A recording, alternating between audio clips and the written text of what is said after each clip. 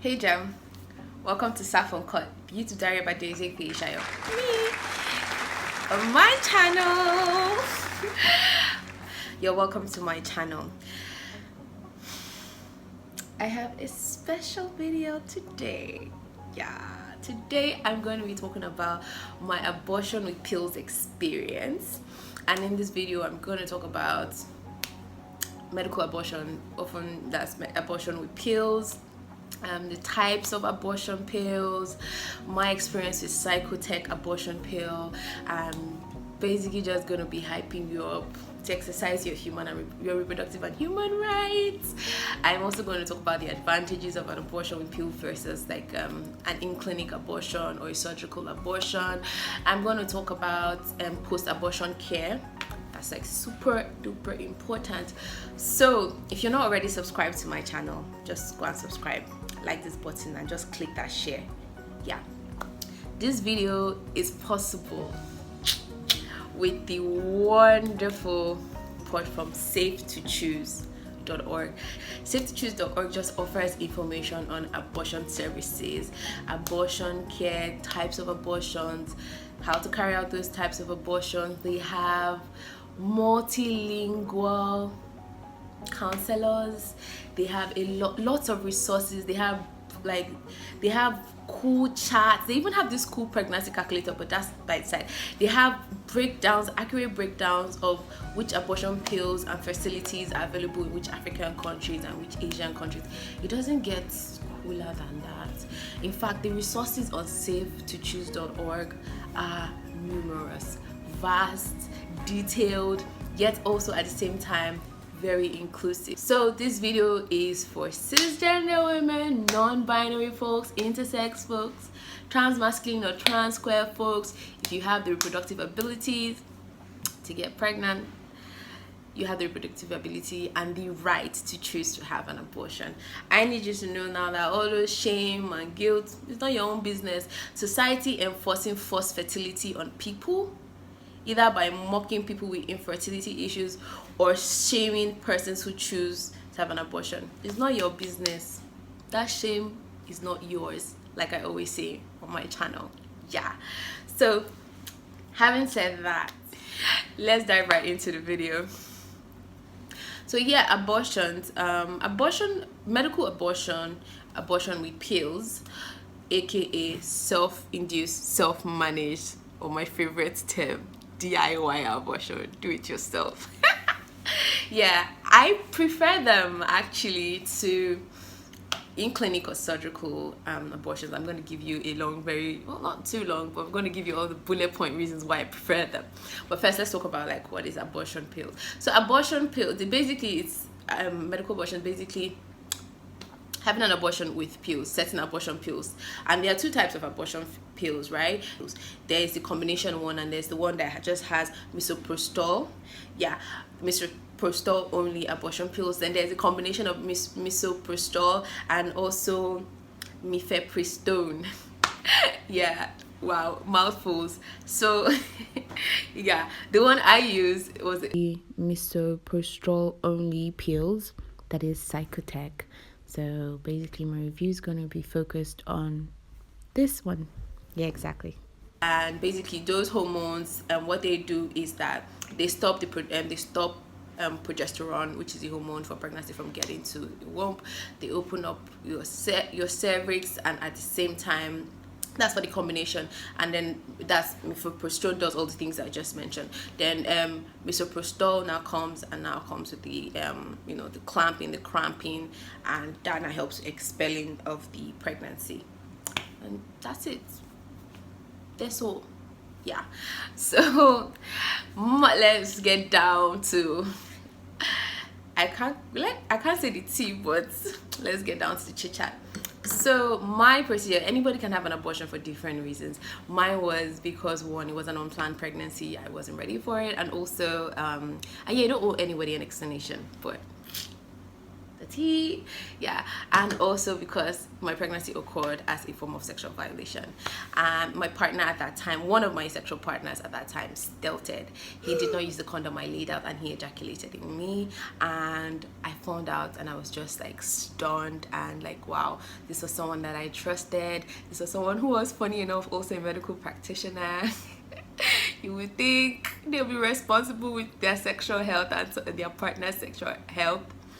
And then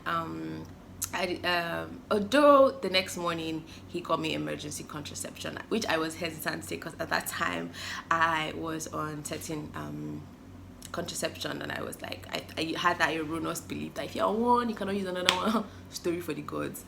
You cannot use another oral one, either like emergency if you're on a daily pill, which is wrong, because if you've checked out my video on contraceptives that talks extensively about contraceptives that I've used, new knowledge that I have, and my experience, everything, you'll see that, yeah, that was erroneous. Anyway, still, so I wasn't stressed out when I used the emergency contraception, but then I realized like I can get my period a week and a few days afterwards. So I took one of the urine test strips that I have in my bag. Took my urine test strips that I usually buy when I buy my reproductive healthcare products. Yeah, did a test, it was positive. I was like, wow. Now I was just like, this is so ironic, because the time when I really truly take contraception seriously, that's in oral contraception seriously, this is what happens when I was just like being with condoms and everything. I mean, LOL. So I spoke with my university best friend, who was the one who extensively introduced me to contraception. Shout out to you, Ayomide. Yeah. And so she's like, oh my god, oh my god, oh my god. And I'm like, oh my god, oh my god, oh my god, oh my god, I use an emergency contraception. And so I'm like, oh, but look at us. So there's another friend of mine I had in school then. I don't know, she just saw me. She said, what's popping? And I was like, somebody just said open up. So I opened up to her. She asked me, have you done a blood test? I was like, no. She's like, okay, you need to do a blood test and you need to have a conversation with your sexual partner. Let you just know where they stand, what they feel, what they see, what kind of person they are, if you will continue having a relationship with them after you have an abortion or not. And I was like, okay. So I got the blood test done. It was positive. I went to the partner, and so okoto meow meow screw and ensued. All of that is not necessary. Basically, it was my friend that told me about Cytotec. So yeah, this information, no, you never know who you can pass on information to. So I've given you the tea. Let me tell you why I prefer abortion with pills over in-clinic abortion. First things first, abortion pills are easily accessible. Now, with the global pandemic, lots of women could not access lots of reproductive healthcare products or care facilities, and I'm so sorry to anyone who is adversely affected. And it's even tougher for queer persons, like, way tougher. Yeah. So I'm really sorry to everybody that happened to.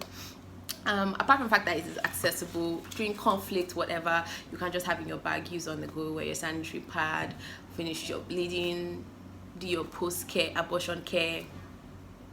That's all. That's it. Yeah, it's way much more affordable. Oftentimes, manual vacuum aspirations, electric vacuum aspirations, dilation and curettage, which is kind of outdated, don't let anybody do that to you, and then dilation and evacuation, D&E, all of that come with all that extra, like they just come with all that extra expenses and slut shaming by clinic staff, probably, because speaking from experience, you know, so basically you don't have all of that. It's way cheaper. All of those surgical processes, surgical abortion processes can oftentimes cost between 20,000, 25,000, 50,000 and above.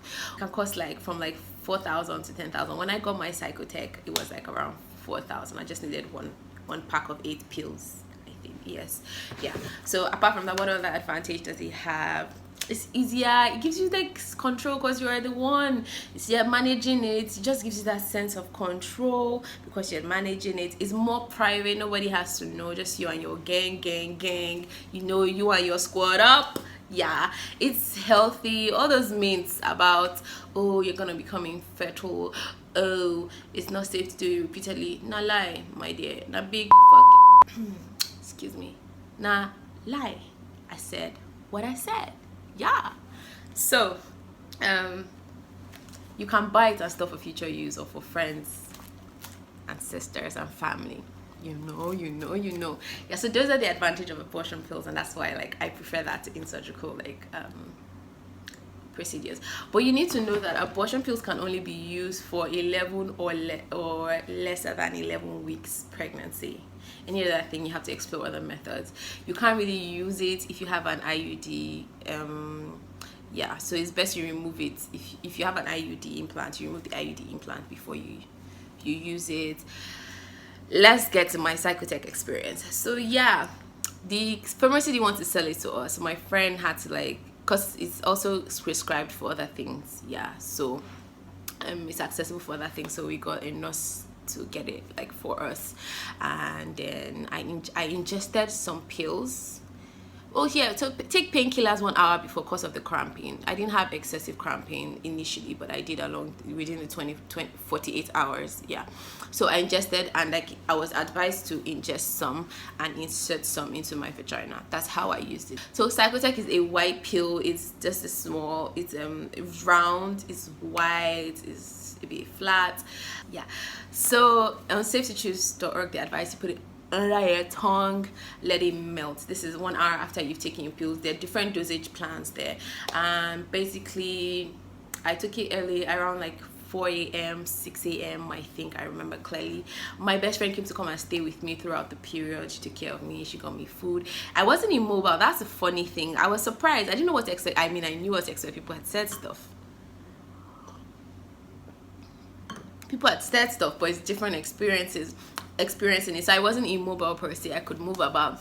I could go for programs at uni. It was all right. I'd already cut off that sexual partner that started. Yeah, and blocked his mom that was calling me to be yarning dust. So yeah. Anyway, so things that happened during that time is I got tender boobs, glowing skin too, but tender boobs. Yeah, and the tender boobs end, you can just wear like a supportive sports bra, nothing like a padded bra really. It ends like 4 or 5 days after that, after you take the medication. Then there's cramp. I mentioned there's bleeding, cramping, blood clots come out, so you wear a sanitary pad. It's basically, how do you know if it's successful? First of all, the bleeding and the cramping, the tender boobs. Another thing you can do is you can do a urine strip test, but usually like you do that like 4 weeks after you've taken, you do that 4 weeks after you've taken the medication. I just want to be looking at my notes. You do that 4 weeks after you've taken the medication. If you started with a blood test, you can just take another blood test 4 weeks after you've taken the medication, because then like all the pregnancy hormones would have left your system. Another option is also like an ultrasound, but you do an ultrasound 2 weeks after, because it picks up the tissue, blood tissue, and blood tissues and whatever remaining that are yet to dissolve. It picks them up as an incomplete abortion and may make you now start spending money on a surgical process you don't need. Wait 2 weeks. Now, the period to which we can have sex, man, because of having to process the violation that occurred to me, sexual violation that occurred to me, I just ended things. I'm polyamorous, and at that time I had multiple partners, so I just ended things with other partners. I told them I was going through certain stuff. One of them was so concerned, he kept calling me to check on me and everything. I really appreciate the support system I had. My friends, my auntie, and years later my mom said she knew stuff was going down with me then when I opened up to her years later, because she was always just calling me. Me and you, baby girl, we're in tune and connected and everything. So yeah, you need a support cycle. I can't even stress that so much. People that actually have knowledge, yeah, that are sex positive, that won't shame you, that won't use the opportunity to start preaching or yarning dust. Do you understand? You don't need that at that time. You need support. People that will go out to get food for you, who can help you buy comfortable sanitary products, you know, all those stuffs. So yeah, basically that's more or less just it. So I've talked so far in this video. Just go and like and subscribe at this point. We've covered basically a bunch of it, and let's just go on to